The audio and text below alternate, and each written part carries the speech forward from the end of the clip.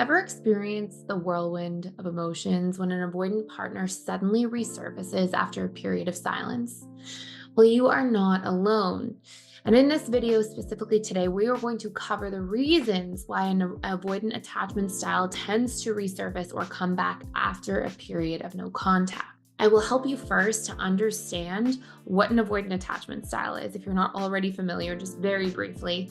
And then we'll dig into exactly what is happening at a deeper level, which causes an avoidant attachment style to want to move back towards their partner after a period of being apart. We will also cover whether or not this may happen in the case that you are just starting no contact with an avoidant partner. And at the very end of today's video specifically, I will take you through a 3-step exercise that will help you be able to leverage no contact in a healthy but powerful way for both yourself and for the chances of reconciliation, as long as this is the right fit for you, which we will also go through exactly how to figure out just that at the end of that 3-step exercise. Now, if you're new to this channel, my name is Thais Gibson. I'm the founder of the Personal Development School, and I basically spent the better part of 10 years in client-based practice, helping individuals recondition their attachment style to become securely attached and really help people save their relationships, marriages when they're going through very rocky times. After about 10 years of being in client-based practice, I ended up putting together the Personal Development School, where we have all sorts of different online programs and classes to target any area of your life that you're struggling with, as well as, of course, all this free daily content we put out here on YouTube. Now, I want to take you through a really particular exercise in today's video because I want you to be able to understand more deeply the psyche of the avoidant attachment style, and then also the examples of what is going on and how to break through.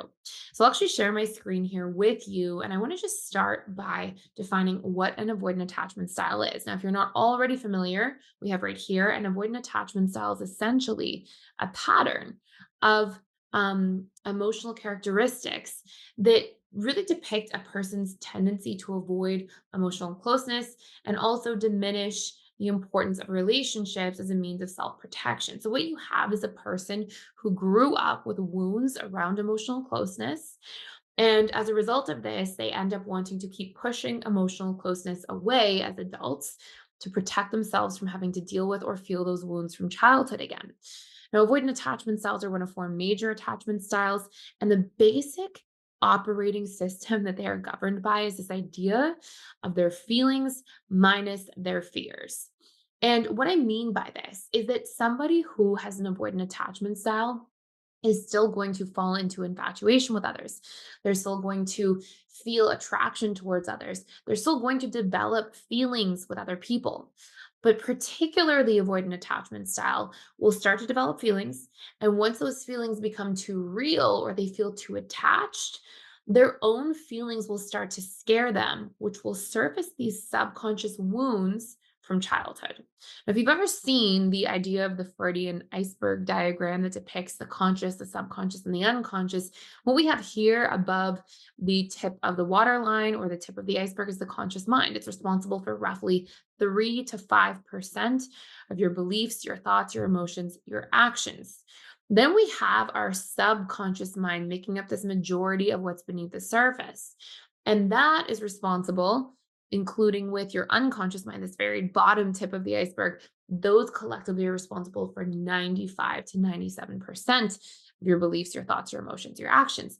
So, what often happens for an avoidant attachment style is they will have this experience of going, I have really good, strong feelings for this person. Those feelings start to get more and more real. And the moment that they start to really attach these stored subconscious fears, okay, so in other words, these fears that we have that come from previous experiences, okay, let me just give you an example here. If you've ever had a feeling, let's say, of somebody really criticizing you in your childhood, if it happened repetitively enough or if it hurt you enough, it will fire and wire neural pathways, which will cause you to have an imprint at the subconscious level.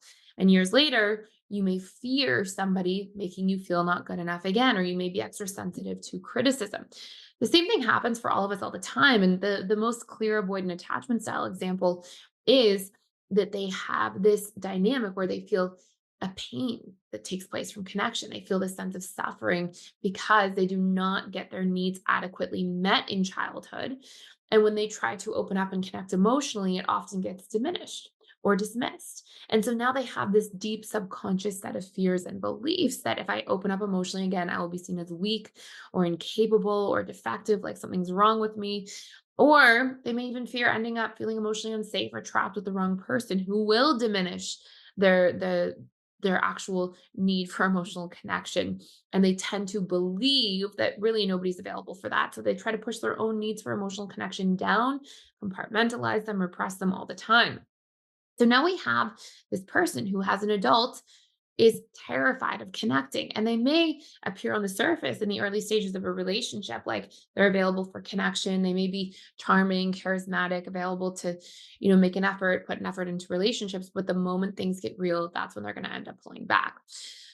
So, if you have somebody who fears these things, what can we do?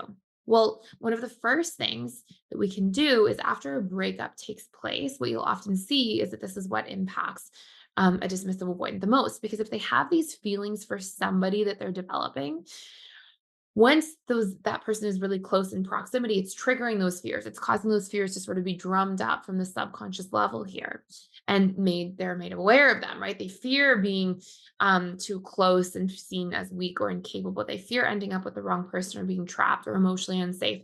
The more that somebody is really close and that attachment bond is being built.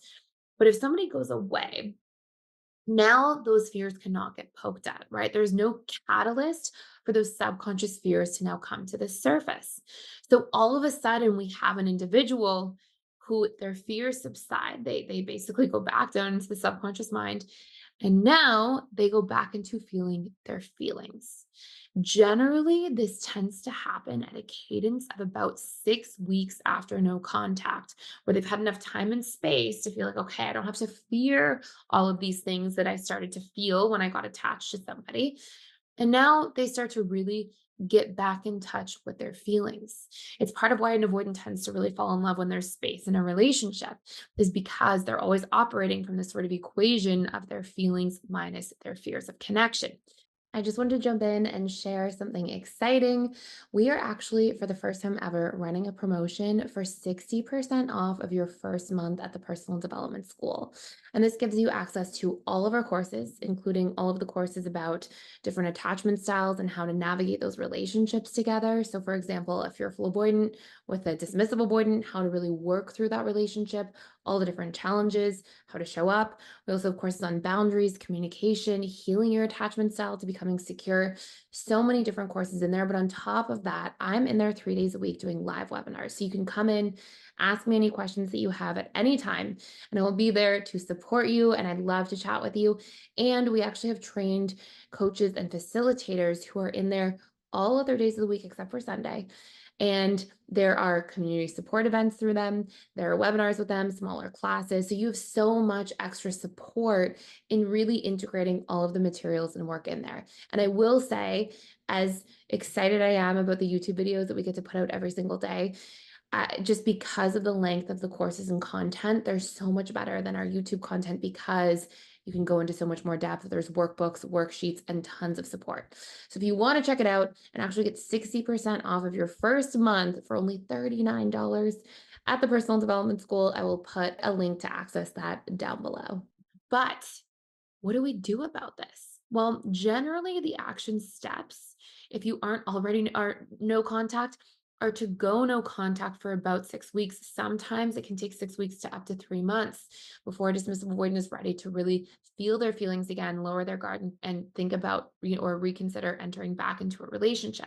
But then we have something called the reconnection phase. Now, the reconnection phase generally lasts for 8 weeks after contact begins. Okay, so what I mean by this, if you see this right here, is that, let's say you go no contact for 6 weeks. You may reach back out at around the 6 week to 3 month mark, when we know an avoidant is sort of primed to be in their feelings more than in their fears. And at that period of time specifically, we have an 8-week warming up cycle. We do not jump right back into a relationship the moment we reconnect with a dismissive avoidant. No, we actually reconnect slowly but surely over time. We may start with some like text messages for the first week or two, warm up to going, for coffee or having some phone calls, to eventually going on a few dates. And after a few weeks of dating, that is when we enter into important phase 3. Now, there's a huge caveat for all of this. Okay. And it's that phase 3 is the hard conversation phase. Here's what you don't want to happen. What you do not want to happen as a person is that you end up going through a relationship with somebody who's not fully emotionally available, still pining after them weeks after no contact, going through no contact, an 8-week reconnection phase, having a hard conversation, going back into a relationship. Maybe the relationship's good for 3 months and then ending back up at square one. So, how do we prevent this from happening? Well, number one, we set a deadline before we even do this. This is the hard conversation phase, but there's like this umbrella around this. You set a deadline. You decide how long you're going to participate in this relationship without the person being fully available to commit, without you seeing that needle really move. And once we've gone through that first important part here of deciding, okay, you know what, I'm going to try to work this relationship out for maybe 3 months. And if I don't see the needle move and this person's not willing to do the work in the relationship, they're not willing to be more emotionally available, overcome their fears, talk about them, address them, let their guard down. If I'm not seeing those green flags, then I have to be the one to leave that relationship because it's not going to be a good fit for me. And I don't want to just keep recontinuing this cycle with an avoidant.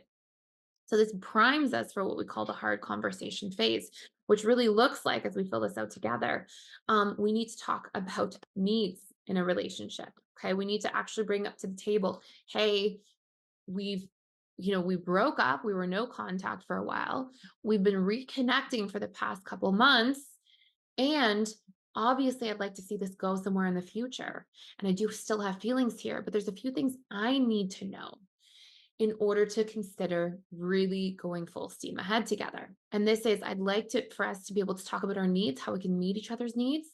I'd like for us to talk about how we're going to communicate more openly. And I would like for us to talk about how we can be more mindful of each other's boundaries so we don't get into fights and arguments that tear the relationship apart later. Are you willing to have a conversation? Are you willing to work with me on these things? Okay, so we're looking at communication patterns, we're looking at boundaries, we're looking at needs. If we can start having these conversations, we see the dismissive avoidant rise to the occasion for this, where they're going to learn to express their needs better. So are you. You're going to learn to both express your boundaries better. And you're going to work to communicate in healthier, more direct and vulnerable ways. This is a big green light. Now, of course, we can't just have somebody say this. We have to see the actions that follow. If somebody sabotages this conversation, pushes the conversation away, you have a clear answer that somebody is not in a position to be fully available the way that you need. And you have a pretty good likelihood of ending back up at square one, which we don't want. So these are 3 important steps to take. If you enjoyed today's video, please like, share, and subscribe to this channel, and hit the notification bell because I put daily videos out here on YouTube, all about these types of dynamics. So if you hit the notification bell, you won't miss any. Thank you so much for stopping by and for watching. I can't wait to see you in the next video.